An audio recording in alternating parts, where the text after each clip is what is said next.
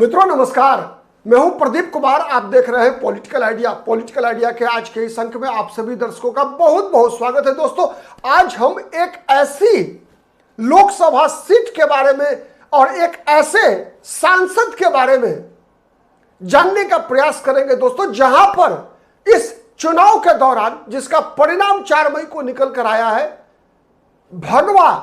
भगवा झंडा ने अपना खूंटा गाड़ा है। हम समझने का प्रयास करेंगे दोस्तों उस लोकसभा क्षेत्र के बारे में, जहां अब तक 6 बार सीपीएम, 2 बार सीपीआई, यानी 8 चुनाव केवल कम्युनिस्टों ने जीता है। 4 बार कांग्रेस के उम्मीदवार वहां चुनाव जीतने में कामयाब रहे हैं, यानी 8 4 12 बार। और उसके बाद 6 बार टीएमसी, तृणमूल कांग्रेस, नव कम्युनिस्ट ने अब तक अपना लाल और हरा झंडा गाड़ा था। उस लाल झंडे के किले पर उस हरा झंडा जो तृणमूल कांग्रेस का झंडा रहा है दोस्तों, उस टीएमसी के किले पर, टीएमसी के गढ़ पर, टीएमसी के अभेद दुर्ग पर इस विधानसभा चुनाव में भारतीय जनता पार्टी ने भगवा खूंटा गाड़ा है। दोस्तों, हम बात कर रहे हैं श्रीरामपुर लोकसभा क्षेत्र की। दोस्तों, पश्चिम बंगाल का श्रीरामपुर लोकसभा क्षेत्र, जहां अब तक 18 बार लोकसभा चुनाव हुआ। इन 18 बार में अब तक भारतीय जनता पार्टी एक भी चुनाव नहीं जीती थी। वहां इस विधानसभा चुनाव में भारतीय जनता पार्टी ने सबका तंबू उखाड़ा। वर्तमान में वहां से सांसद हैं, लगातार 4 बार जीत चुके हैं सांसद। दोस्तों, आपने देखा होगा संसद परिसर में पूर्व उपराष्ट्रपति जगदीप धनखड़ का मजाक उड़ाते हुए, प्रधानमंत्री नरेंद्र मोदी का संसद के अंदर मजाक उड़ाते हुए आपने देखा होगा। ममता बनर्जी की पार्टी के टीएमसी के सांसद जो लगातार 4 बार से चुनाव जीत रहे हैं श्रीरामपुर लोकसभा क्षेत्र। दोस्तों, श्रीरामपुर लोकसभा क्षेत्र के अंदर जहां जय श्री राम का नारा लगना असंभव माना जाता था दोस्तों, उस श्रीरामपुर लोकसभा क्षेत्र के सांसद कल्याण बनर्जी 4 बार से चुनाव जीतते आ रहे हैं। वहां इस बार 7 में से 5 विधानसभा सीटों पर भारतीय जनता पार्टी के उम्मीदवार ने भगवा झंडा लहराया है। और हम जानने का प्रयास करते हैं इसी लोकसभा सीट के बारे में। दोस्तों, इस लोकसभा सीट के अंतर्गत जहां लगातार कल्याण बनर्जी 2009 से अब तक चुनाव जीतते आ रहे हैं। दोस्तों, ये वो लोकसभा सीट है जो हावड़ा और हुगली जिले को मिलाकर बना हुआ है। हावड़ा जिले का 1 विधानसभा सीट और हुगली जिला का 6 विधानसभा सीट, 7 विधानसभा सीट आते हैं दोस्तों श्रीरामपुर लोकसभा क्षेत्र के अंतर्गत। और पिछले विधानसभा चुनाव में दोस्तों, 2021 में इन 7 विधानसभा सीट पर टीएमसी का कब्जा था। यानी न केवल लोकसभा चुनाव बल्कि विधानसभा चुनाव में भी अब तक भारतीय जनता पार्टी ने कभी भी इस लोकसभा क्षेत्र के अंतर्गत आने वाले 7 विधानसभा क्षेत्र में से किसी विधानसभा सीट पर बीजेपी नहीं जीती थी। न केवल 2021 बल्कि 2016 में भी, 2021 में टीएमसी ने 7 सीट पर कब्जा किया था। 2016 में केवल 1 सीट, 6 सीट पर टीएमसी जीती थी। केवल 1 सीट दोस्तों, केवल 1 सीट चंपदानी विधानसभा सीट, जहां से कांग्रेस पार्टी की टिकट पर अब्दुल मन्नान, जो उस विधानसभा सत्र के दौरान कांग्रेस पार्टी की तरफ से विधायक दल के नेता थे, उन्होंने केवल चुनाव जीतने में सफलता हासिल की थी। 2016 में शेष 6 विधानसभा सीटों पर इस लोकसभा क्षेत्र के अंतर्गत टीएमसी के उम्मीदवार ही चुनाव जीते थे।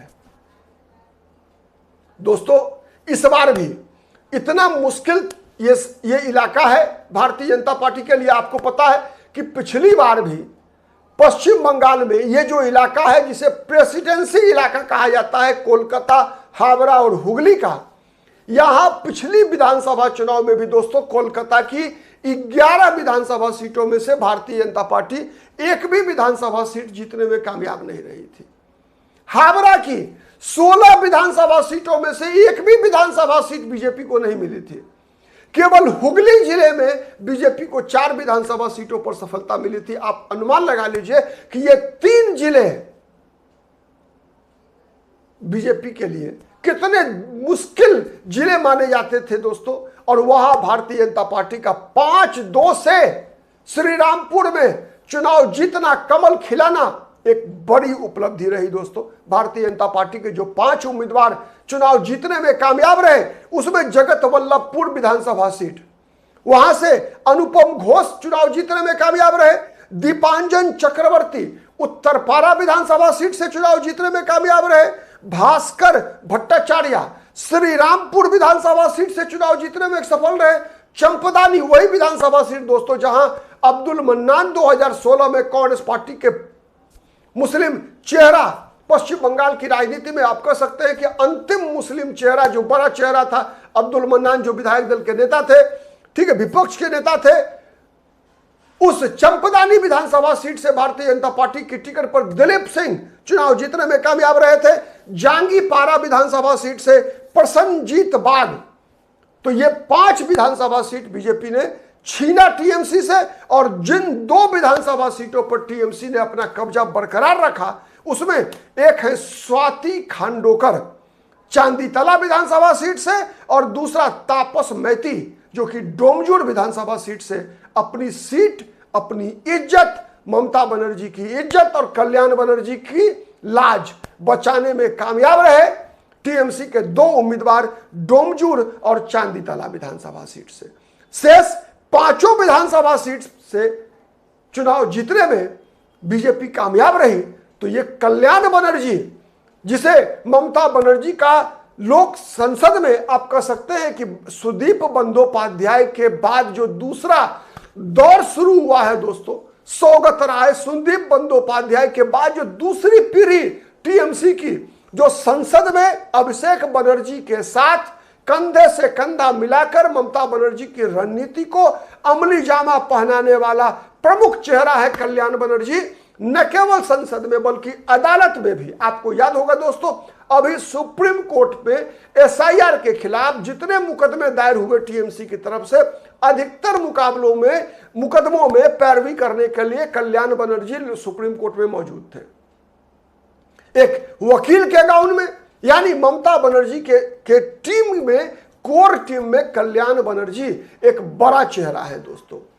अभी जब विगत दिनों, आपको याद होगा, विगत दिनों जब काकोली घोष से चीफ व्हिप का पद छीना गया लोकसभा के अंदर, तो इसी कल्याण बनर्जी को ममता बनर्जी ने अतिरिक्त जिम्मेवारी सौंपी है। तो दोस्तों, कल्याण बनर्जी ममता बनर्जी के एक स्तंभ, और इस स्तंभ को भी इस बार भगवा लहर ने ढहाने का काम किया पश्चिम बंगाल में, और यह भारतीय जनता पार्टी के लिए एक बड़ी उपलब्धि है। और भारतीय जनता इसलिए उपलब्धि बड़ी है दोस्तों, क्योंकि पश्चिम बंगाल में एक तो सत्ता परिवर्तन होता नहीं है, और जब सत्ता का परिवर्तन होता है तो सत्ता जिसके हाथ से निकलती है ना, उसकी पुनर्वापसी बहुत ही मुश्किल होता है दोस्तों। पश्चिम बंगाल से ममता बनर्जी की पार्टी के वर्तमान में शायद मुझे याद है जहां तक 29 सांसद हैं, 29 सीटों पर टीएमसी के सांसद हैं दोस्तों। उसमें कई चेहरे ऐसे हैं, अधिकतर चेहरे तो ममता बनर्जी को छोड़कर जाने वाले हैं। याद रखिए, ममता बनर्जी को छोड़कर अधिकतर एमपी अगले लोकसभा चुनाव से पहले जाने वाले हैं, नोट करके रखिए। कुछ जो चेहरे जिनको बीजेपी भी लेना नहीं चाहेगी, चिमटे से भी छूना नहीं चाहेगी,